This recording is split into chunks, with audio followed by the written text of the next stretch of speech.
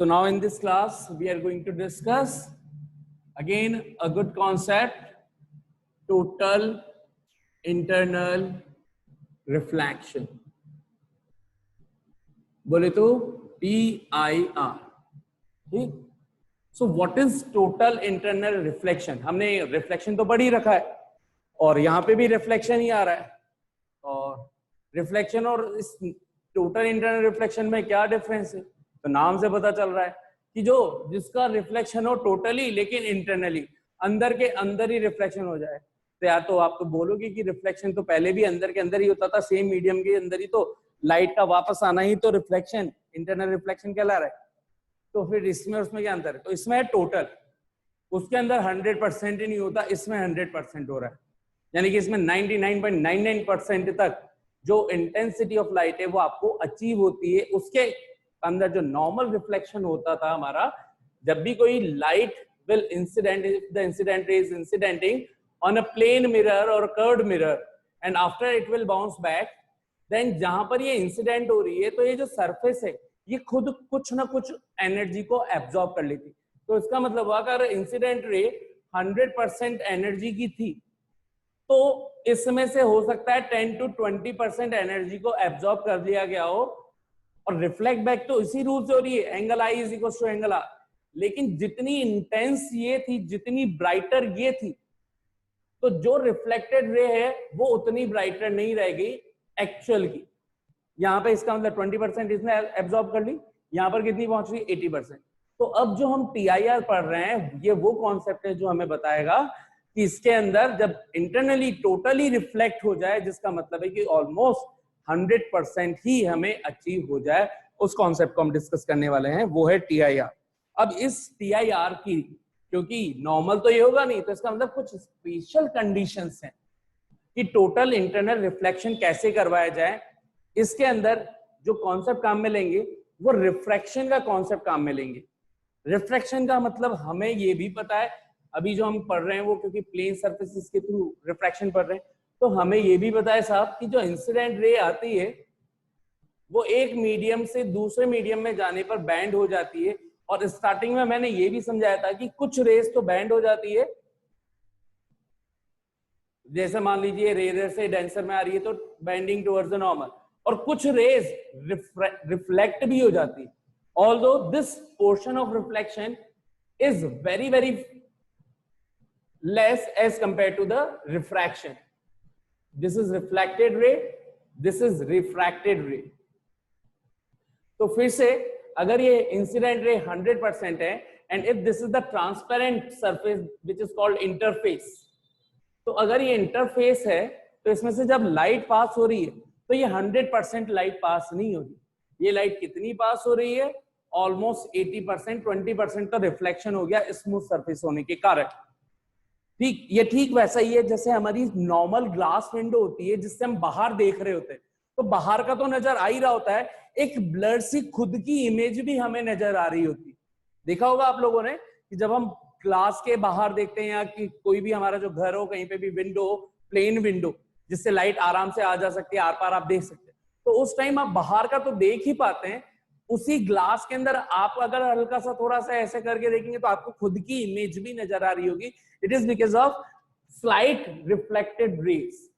Reflection भी हो रहा है 20%, 10% का इस वजह से. इसका मतलब दोनों ही केस में, चाहे वो प्योर रिफ्लेक्शन लिया था हमने थ्रू प्लेन सरफेस या रिफ्रैक्शन लिया, दोनों ही केस में हमें 100% लाइट की इंटेंसिटी अचीव नहीं हो रही. ठीक, तो एक ऐसा प्रोसेस देखा गया, ऑब्जर्व हुआ, ऑब्जर्व होने के बाद पता चला कि भाई एक ऐसा प्रोसेस भी पॉसिबल है जिसके थ्रू ऑलमोस्ट 99.99% या ऑलमोस्ट बोलते हैं 100% लाइट की इंटेंसिटी को अचीव किया जा सकता है ताकि एनर्जी लॉसेस ना हो.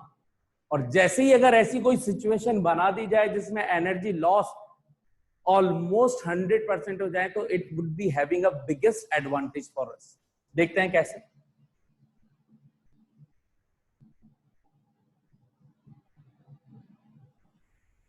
हाँ साहब, तो मैं डेफिनेशन बाद में दूंगा, पहले हम कुछ एग्जांपल्स देखेंगे. डायरेक्ट डेफिनेशन देने से बेटर है कि मैं पहले आपको कुछ एग्जांपल्स दूं, आप खुद ऑब्जर्व करें कि अच्छा ऐसे होता है. तो उसके हिसाब से फिर आप बताना मुझे। तो लेट सपोज मैंने एक कंटेनर ले लिया और इसके अंदर फिल कर दिया वाटर, या इसको आप ग्लास मान लीजिए, और बाहर आपकी क्या है, एयर मान लीजिए। इधर है एयर बाहर और ये है ग्लास या वाटर, जो भी आप मानना चाहें। यहां पर एक ऑब्जेक्ट को मैंने यहां पर रख दिया। कौन सा मीडियम में कहलाया जाएगा, एयर के रेस्पेक्ट में डेंसर मीडियम। इसका रिफ्रैक्टिव इंडेक्स ले लिया मैंने म्यू डी, और एयर एयर कौन सा मीडियम हो गया, रेयर, इसका रिफ्रैक्टिव इंडेक्स ले लिया म्यू आर। आर बोले तो रेयर और ये बोले तो म्यू डेंसर। ठीक, अब एक रे गई यहां पर बिल्कुल सीधी स्ट्रेट,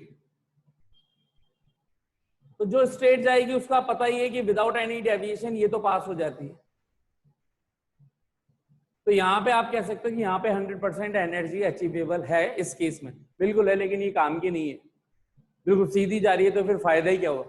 हमें बिल्कुल सीधा ही देखना हो तो एयर में भी देख सकते हैं, दूसरे में भी देख सकते हो, उससे ज्यादा फर्क नहीं पड़ा। अच्छा सर, तो हमें मैं यहाँ पे खड़ा हूं, इधर से इधर दूसरा जना देख ले, इस तरह के कुछ बैंडिंग के थ्रू भी हम मैक्सिमम लाइट को ट्रांसफर कर पाए, वो हमारा एम है। अब मैंने क्या किया, एक और रे भेजी, ये इंसिडेंट रे। ऑब्जेक्ट से जो भी रेज आएंगी वो है इंसिडेंट रे, जो भी बाहर निकल रही है उनको बाय डिफॉल्ट हम बोलेंगे रिफ्रैक्टेड रे, एक मीडियम से दूसरे मीडियम में। ये मैंने एक और इंसिडेंट रे इंसिडेंट करवाई, इस पॉइंट को नाम दे दिया मैंने साहब, ये O पॉइंट, ये A पॉइंट। A पॉइंट पर मैंने बना डाला क्या, एक नॉर्मल।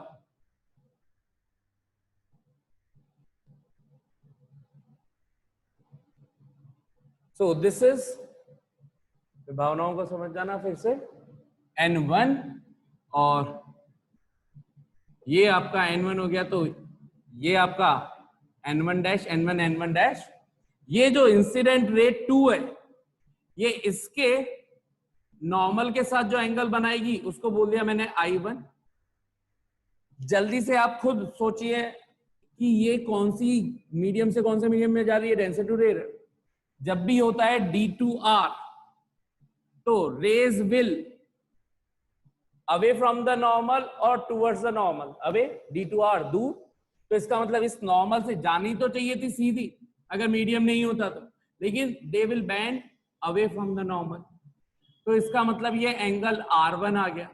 क्लियरली जो I1 इस टाइम छोटा है और R1 बड़ा है, तो मैं इसको उल्टा करके लिख रहा हूं कि R1 अभी I1 से बड़ा हो चुका है। I1 को 30 डिग्री मान लीजिए, फिर 45 या 40 डिग्री ऐसा कुछ हो जाएगा, समझने के लिए बस, है ना। एक और मैंने रे करी इधर की तरफ, यहां पे पॉइंट B मान लिया, और B पॉइंट में मैंने एक नॉर्मल ड्रॉ कर दिया इस B पॉइंट पर। तो ये है N2 N2 डैश। ये हो गई हमारी second incident ray, third incident ray, और इसके बीच का ये एंगल मैंने मान लिया I2। ठीक है, इंसिडेंट रे 1 2, इसको आप 0 इंसिडेंट रे मान लो, 1 की जगह 0। तो इंसिडेंट रे 1, इंसिडेंट रे 2, उसके कॉरेस्पॉन्डिंग I2 इसका इंसिडेंट एंगल हो गया। अब फिर से डेंसर टू रेयर ही जा रही है, तो फिर अवे हो जाएगी। अब खुद सोचिए, ये 30 डिग्री दिख रहा है, देखिएगा यहाँ पर, ये यार पे सरफेस है, ये इस तरह से, पहले रे ऐसे आई, अब ऐसे जा रही, तो क्या एंगल ऑफ इंक्लाइनेशन इस वर्टिकल पोजीशन के रेस्पेक्ट में, पहले ये था इंक्लाइनेशन, अब ये एंगल ऑफ इंक्लाइनेशन, ये एंगल ऑफ इंक्लाइनेशन, यहां पर ये नॉर्मल ड्रॉ कर रहा हूं, नॉर्मल ड्रॉ कर रहा हूं, नॉर्मल ड्रॉ कर रहा हूं। पहले ये इतना था, उधर गया तो ये इतना हो गया, और गया तो इतना हो गया। तो क्या ये वाला एंगल बढ़ता जा रहा है जैसे जैसे मैं रेस को इधर करता जाऊंगा। तो अगर I1 30 था, जिसके कॉरेस्पॉन्डिंग ये 45 आ रहा था, तो ये I2 आप मान लीजिए कि ये 50 होगा, तो ऑब्वियसली इससे दूर ही जाएगी। तो ये हमने बोल दिया साहब कि लेट सपोज ये आ गई हमारा R2, तो R2 इस टाइम पे ग्रेटर देन हो गया I2। इसको मान लिया 70 डिग्री समझने के लिए, इसको मान लिया 60 डिग्री, ये 30 डिग्री, ये 50 डिग्री समझने के लिए। अगर मैं ऐसा प्रोसेस चलाता जाऊं, तो क्या मेरे पास एक सिचुएशन ऐसी आनी चाहिए जिसके अंदर एक एंगल ऐसा आना चाहिए कि ये अवे होते होते पहले ये बैंड इधर हो रही है और फाइनली ये बैंडिंग इसी सरफेस पे हो जाए। देखिए यहां थी, फिर यहां हो गई। एक एंगल ऐसा आएगा कि जिसके अंदर रिफ्रैक्टेड रे ऑन द सरफेस रिफ्रैक्ट हो रही होगी, जिसको हम बोलते हैं ग्रेजिंग द सरफेस। इस सिचुएशन को क्या बोलेंगे कि अगर मैं एक एंगल इतना बढ़ा दूं, इसको इंक्लाइनेशन को I1 I2 I3 को, तो लेट्स सपोज ये I3 इतना हो गया कि रिफ्रैक्ट होते होते खुद कहां पर रिफ्रैक्ट होने लग गई, फाइनली इसके रेस्पेक्ट में, इस एन के रेस्पेक्ट में, इसी सरफेस के अलोंग। तो अब इस टाइम पे एंगल आर कितना हो गया साहब, 90 डिग्री। ठीक, अब आप खुद बताना, नेक्स्ट अज्यूम करना साहब, ये रे फाइनली आई जो इस I3 से भी बड़ी है। तो जब I3 पे 90 डिग्री बन गया, तो I4 जो भी मैं एंगल ले रहा हूं उस पर रे रिफ्रैक्ट होके कहां जानी चाहिए, यहां तक तो आई चुकी थी, यहां जानी चाहिए। और देखा गया कि ये जितने से इधर वापस अंदर आ रही है वो एंगल भी I4 के बराबर ही है। ठीक है, एक सेकेंड होल्ड करते हैं। तो फाइनली अब हमें क्या पता चला, इसका मतलब कि फाइनली हमें पता चल रहा है कि अगर एक पर्टिकुलर एंगल, जिस टाइम वो 90 डिग्री से यहाँ पे आ चुकी थी, उसके बाद और अगर मैं करवाऊंगा तो फाइनली रे कहां पर बैंड होना स्टार्ट हो जाएगी, नीचे की तरफ। और जब देखा गया है कि ये बेंडिंग एंगल जो फाइंड किया अंदर के अंदर ही, यहाँ पे कोई मिरर पॉलिश सरफेस नहीं है, ट्रांसपेरेंट सरफेस है, फिर भी ये अंदर ही बैंड होनी है, क्योंकि पता चल ही रहा है कि ये बैंड ऐसे होती यहाँ पे आ गई, आने के बाद तो ऑब्वियसली बात है नीचे ही आनी थी। इस एंगल को मेजर किया तो जितना एंगल ये था उतना ही एंगल आया। मान लीजिए कि ये 50 के बाद अगर ये 60 डिग्री आ रहा है, तो 60 डिग्री के बाद अगर आपने 61 डिग्री भी कर दिया तो ये बैंड हो गई। कितने से बैंड हो गई, 61 डिग्री से बैंड हो गई, क्योंकि नॉर्मल से का ये साथ ही निकालेंगे। अब ये ऊपर वाले मीडियम का किसी को डाउट हो सकता है, सर अभी तक तो आप ऊपर वाला ले रहे थे, तो 90 + 10 110 होना चाहिए। ध्यान रखना है, जिस मीडियम के अंदर रे होती है उस मीडियम के नॉर्मल के साथ हमें एंगल काउंट करना है। तो ये कौन से मीडियम के अंदर हो गई, जब ये इस सरफेस पे तो आई चुकी थी, तो कौन से सरफेस में फाइनली पहुंच चुकी है, फिर से डेंसर मीडियम में। नीचे था वाटर या ग्लास, ऊपर था एयर, एयर तक वो कहां पर थी, 90 डिग्री तक एयर में थी। इसके जस्ट बाद ये कौन सा मीडियम कहला गया, वापस से डेंसर मीडियम।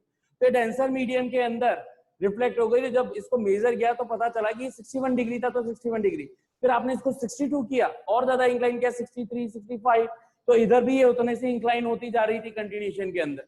तो इसका मतलब इससे ऑब्जर्वेशन में आया कि ये वाला काम तो यही हो गया कि मानो कि ये एक मिरर की तरह से काम कर रहा हो, कि अगर ये एंगल आई है तो रिफ्लेक्शन भी तो ये बोलता है कि ये एंगल आर होता है, और आई और आर दोनों इक्वल होते हैं रिफ्लेक्शन के केस में। तो यहां पर मिरर ना होते हुए भी, पॉलिश सरफेस ना होते हुए भी, ट्रांसपेरेंट सरफेस जिसके अंदर लाइट पार जा सकती थी फिर भी नहीं जा रही। इसका मतलब आप समझिए कि सिचुएशन कुछ ऐसी हुई थी, ये ट्रांसपेरेंट सरफेस है, मैंने आपको बताया था 100% लाइट है, उसमें से 80% लाइट तो हो गई थी रिफ्रैक्ट और 20% हुई थी रिफ्लेक्ट। इसमें कुछ कुछ ऐसा होना स्टार्ट किया कि ये रे इधर बढ़ती जा रही है और इधर भी रिफ्लेक्शन का अमाउंट बढ़ता जा रहा है। तो जब पूरी की पूरी रे ट्रांसपेरेंट होते हुए भी इधर कुछ जा ही नहीं रही, ये जो 80% वाली है ये भी अगर उधर ही ट्रांसफर हो जाए जिधर 20% था, तो वापस से हमें कितनी लाइट मिल जाएगी, 80% + 20%, 100%। यहां पर क्योंकि एब्जॉर्बर तो कुछ है ही नहीं जो एब्जॉर्ब कर रहा हूं, वहां तो मटेरियल था, पॉलिश करने के कारण वो लाइट को पास नहीं होने दे रहा था, हिट कर रहा था, तो वो एरिया गर्म हो रहा था, इस वजह से वो हीट की फॉर्म में लाइट की एनर्जी को डिसिपेट कर रहा था एनवायरमेंट में। लेकिन यहाँ पर तो ट्रांसपेरेंट मीडियम है, यहाँ तो लाइट को एब्जॉर्ब करने वाला कोई था ही नहीं, चाहे तो बाहर जाओ, रोकने वाला तो कोई नहीं, लेकिन नहीं रोकते हुए भी ये सारी की सारी लाइट इधर आ गई। तो अगर मैं बोलूं कि इस जगह पर 100% लाइट थी, तो शुरुआत के अंदर मैक्सिमम लाइट इधर चली गई थी 80%, कुछ पोर्शन इधर आया होगा 20%, फिर कुछ लाइट यहां पर चली गई लेट्स सपोज 70%, और कुछ पोर्शन जो रिफ्लेक्ट होकर के आया होगा वो 30% था। लेकिन जब ये 70% भी नीचे आ जाएगी और ऑलरेडी जो 30% नीचे चल रहा था, तो पूरी की पूरी लाइट की इंटेंसिटी वापस कितनी हो जाएगी, अगर ये 100% है तो ऑलमोस्ट 100%। तो यहां पर क्योंकि ये फेनोमेनन हुआ, सेम मीडियम के अंदर ट्रांसपेरेंट सरफेस के थ्रू पूरी लाइट का इंटरनली रिफ्लेक्शन होना और 100% होना, इसलिए इस फेनोमेनन को बोला जाता है क्या, total internal reflection. So now I am going to define what is total internal reflection. So total internal reflection is that phenomenon in which the light will bend internally and totally 100% to the same denser medium through which it started or incidented on the transparent surface, right? So that phenomenon in which the 100% light is obtained back, internal reflection 100%, that phenomenon is called total internal reflection. अच्छा, तो अब इसमें condition क्या हुई? इसमें हुई condition कि ये चीज कब होना स्टार्ट हुई? इस 90 डिग्री के बाद। इस 90 डिग्री से सबसे पहले तक सब कुछ प्योर रिफ्रैक्शन चल रहा था। मेन फेनोमेनन जो डोमिनेट कर रहा था वो था रिफ्रैक्शन का फेनोमेनन। 80%, 70%, ये सब कुछ क्या कहलाएगा? डोमिनेटिंग फेनोमेनन किसको बोल रहे हैं? रिफ्रैक्शन को, ना कि रिफ्लेक्शन को। जैसे ही ये फेनोमेनन अकर हुआ तब जाकर के इसको हमने बोला टोटल इंटरनल रिफ्लेक्शन। तो इसकी कंडीशन क्या हुई कि जो भी ये एंगल I4 हो वो इस I3 से बड़ा होना चाहिए। ठीक, ये I3 खुद क्या है? तो इस एंगल को, क्योंकि ये सिचुएशन अचीवेबल तभी है जब ये सिचुएशन ऑब्टेन हो जाए, उसके जस्ट बाद जो भी अब आप करोगे वो इंटरनल रिफ्लेक्ट होगा। तो इस I3 एंगल को बोला गया critical angle. Critical angle. What is critical angle? अगर अब मैं क्रिटिकल एंगल को डिफाइन करूं तो डायग्राम से समझ में आ रहा होगा। That angle of incidence present in the denser medium at which the angle of refraction becomes 90 degree is called critical angle, and beyond which the total internal reflection phenomenon should occur. ठीक, so what is, again repeating, what is critical angle? That angle of incidence in the denser medium for which the angle of refraction becomes 90 degree or the reflected ray just grazes the surface. graze surface का मतलब जिस जो interface है उसी के ऊपर overlap होकर के चलना, ग्रेज करना। ठीक है, चलना तो उसी के ऊपर ओवरलैप होकर के चले तो उस एंगल को क्या बोलेंगे? Critical angle. And beyond that angle the whole light will reflected internally totally, hence such phenomenon has given the name total internal reflection. So based on critical angle, how I can define to TIR? So TIR, total internal reflection, is that phenomenon in which the light will totally reflected internally beyond the critical angle. So कितनों को अब ढंग से समझ में आ गया critical angle and total internal reflection? तो समझ में आ गया। अब इसकी हमें जो मेन चीज समझनी है कि वो कंडीशंस क्या है। सबसे पहली चीज, there are two condition to occur TIR। TIR होने होगा तभी जब दो कंडीशंस फुलफिल हो कंपल्सरी। First condition, the light should always travel from denser to rare medium. ये डेंसर से ही स्टार्ट हो रही है, जाना चाह रही थी रेयर के लिए लेकिन नहीं गई, तो यानी कि जो लाइट शुड ट्रेवल और light should incident ray should start from which medium? Denser medium. Second, the angle of incidence I4 should be greater than to the critical angle. These are the two conditions to occur TIR. तो TIR occur तभी होगा जब ये दो conditions fulfill हो। First, the incidence ray should always start from denser medium. Second, the angle of incidence for to occur TIR should be greater than to the critical angle. अगर critical angle से छोटा हुआ तो सिर्फ कौन सा phenomenon occur होगा? Refraction phenomenon, dominating phenomenon. ठीक है, अब किसी ने कहा सर इससे क्या मतलब है कि रेयर से डेंसर में क्यों नहीं आ सकती? आप बार बार कह रहे हो कि डेंसर से स्टार्ट होना चाहिए, डेंसर से स्टार्ट होना चाहिए। हम तो रेयर लेंगे, हमारी मर्जी, हम तो रेयर लेंगे, रेयर से करवाए मानेंगे हम तो। TIR करवा लो, कौन मना कर रहा है? होगा ही नहीं, तभी तो कंडीशन है।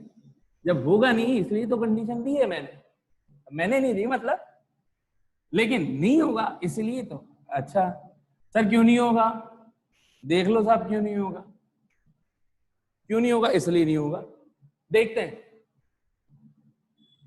ठीक है, नीचे ले लिया मैंने रेयर मीडियम, इसको हटा देते हैं ताकि जितना लंबा चाहिए उतना लंबा कर लें। नीचे ले लिया रेयर मीडियम, ऊपर ले लिया डेंसर मीडियम। ऊपर है पानी, नीचे है आकाश यानी कि एयर। यानी कि आप लाइट की टॉर्च जला रहे हो नीचे से ऊपर की तरफ। ठीक, यहां पर एक रे जाएगी सीधी, तो विदाउट डेविएशन चली जाएगी। देखो सर हो गया ना, सीधी तो जा रही है, जाने दो। ये गई इधर, अबे कहां बन गया नॉर्मल? बन जा मेरे लाल। ये हो गया साहब n1 डैश। ये अगर ऑब्जेक्ट है O और इस पॉइंट, ये पॉइंट ऑफ इंसिडेंस है A, उसके लिए एंगल है I1 और रे जा रही है रेयर टू डेंसर, तो shifting will be towards the normal और away the normal. Obviously sir towards the normal. फिर से मैंने इसका इंक्लाइनेशन और बढ़ा दिया, एंगल I2। बताओ जानी चाहिए थी सीधी, लेकिन it will bend towards the normal और away the normal, towards the normal sir. हो सकता है ये I1 से, ये R1 से बड़ा हो R2, लेकिन जो भी रे आप कितना भी इसको इंक्लाइन कर दो, अगर यहां पर इंक्लाइनेशन एंगल है तो वो इधर भी होगा और इधर के साथ ही हमेशा बेंडिंग तो टुवर्ड्स द नॉर्मल ही रहेगी। इधर तो रे कभी आ ही नहीं सकती। वो तभी पॉसिबल हो सकता है जब ऑब्जेक्ट आप कहां पे ले लो, इनफाइनाइट पे जा रही है तो सीधी की सीधी, फिर भी इधर तो नहीं आएगी। इसका मतलब आपने पॉइंटी सरफेस पे ले लिया और आप कह रहे हो ये जा रही है तो ये इधर ही जाएगी, अंदर तो आएगी नहीं रेयर से डेंसर। तो क्योंकि रेयर से डेंसर के अंदर होता क्या है, लाइट हमेशा bend towards the normal, so it can't come back into the same rarer medium. So that's why the first condition and second condition both should be fulfilled. The first medium through which the incident ray should start, it should be denser medium, it cannot be rarer medium. And second, the angle of incidence to occur TIR should be greater than to the critical angle. And what is critical angle? That angle of the denser medium at which the angle of refraction becomes 90 degree, that angle of incidence of denser medium is known as critical angle. ठीक है, कितनों को पूरा phenomenon अच्छे से समझ में आ गया साहब, TIR. Now we will be finding the relation, इसी का टॉपिक है, इसी का नेक्स्ट टॉपिक है, इसी में relation between mu and IC। IC बोले तो क्रिटिकल एंगल, ठीक है। म्यू किसका, मीडियम का। कौन से मीडियम का, डेंसर मीडियम का। तो मैं डायरेक्ट म्यू एम की जगह म्यू डी लिखता हूं ताकि आपको ध्यान रहेगा कि डेंसर मीडियम की ही बात चल रही है साहब। डायग्राम बना लो जिससे आपको समझ में आ जाए। डायग्राम बना लिया, ये रहा, ये ऑब्जेक्ट को मान लिया मैंने, ये इसका पॉइंट ऑफ इंसिडेंस मान लिया। लेट सपोज यही हमारा क्रिटिकल एंगल है, यानी कि आई इस टाइम पे कितना है, IC। तो जो एंगल ऑफ रिफ्रैक्शन है, क्योंकि ये डेंसर मीडियम से रेयर मीडियम में जा रही है, तो ये म्यू डी और ये म्यू आर। डेंसर से रेयर के अंदर इंसिडेंट रे जाएगी तो इट विल बेंड अभी द नॉर्मल, और अगर IC पे आ गई तो ये बेंडिंग इतनी हो जाएगी कि ये ओवरलैप किस पे हो जाए, इंटरफेस पर ही ओवरलैप हो जाए। यानी कि ये हमारी हो गई रिफ्रैक्टेड रे। तो ये रिफ्रैक्टेड रे क्योंकि अंदर नहीं आई है, बाहर ही है अभी तक, ऊपर ही है, तो इस नॉर्मल के साथ एंगल देखना पड़ेगा। ये एंगल हो गया 90 डिग्री, यानी कि एंगल R 90 डिग्री हो गया। जल्दी से हम क्या लगा दें, यहाँ पर स्नेल्स लॉ लगा दें। हमें रिलेशन देखना है म्यू डी और IC के बीच में, इसके बीच में और इसके बीच में। तो सबसे पहले क्योंकि अभी 90 डिग्री तक हो क्या रहा है, हो तो रहा है साहब, क्या हो रहा है, रिफ्रैक्शन। तो हम कहां पे लगाते हैं इस पॉइंट को, कुछ नाम दे देते हैं, point A। So by Snell's law जब तक रिफ्रैक्शन होगा स्नेल्स लॉ लगेगा। तो by Snell's law at point A, point A पर लगा दो स्नेल्स लॉ। तो स्नेल्स लॉ कैसे लगाते हैं, आपको मैंने इजी तरीका बता रखा है। जिस मीडियम का है रिफ्रैक्टिव इंडेक्स, उसको मल्टीप्लाई कर दो उसके साइन एंगल से और इक्वेट कर दो दूसरे मीडियम के बराबर। तो mu D into sine I is equal to mu R into sine R. ये होना चाहिए। अगर इस सिचुएशन की बात करें, if I is equal to IC, तो जिस time angle of incidence critical angle के बराबर हो जाए तो उस टाइम पर एंगल R कितना हो जाना चाहिए, 90 डिग्री। एंड लेट, अभी म्यू आर को हम क्या ले रहे हैं, म्यू एयर। नहीं लोगे तो म्यू आर पढ़ा हुआ रहेगा, वहां पे कोई दिक्कत भी नहीं है, उसको भी ले सकते हो। तो यहां पर ये वैल्यू सब्स्टिट्यूट कर दूं तो क्या हो गया, mu D into sine IC is equal to 1 into sine 90। Sine 90 बोले तो 1, तो हमें मिल गया साहब mu D into sine IC is equal to 1 बोले तो sine I C is equal to 1 upon mu D. This is the relation between I C and mu D. कि नहीं सर ये अभी आईसी में कहा है, तो निकाल लो यार। IC is equal to sine inverse 1 upon mu D. Clearly जितना बड़ा होगा म्यू डी उतना ही छोटा होगा साइन आईसी। जिसका रिफ्रैक्टिव इंडेक्स ज्यादा उसका साइन आईसी कम।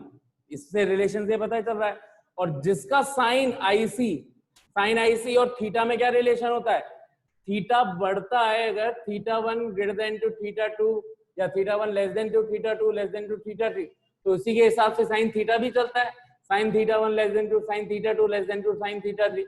जैसे समझने के लिए ये 0 डिग्री 30 डिग्री 60 डिग्री, तो 0 डिग्री पे 0 होता है, 30 पे 1/2 होता है, 60 पे √3/2 होता है।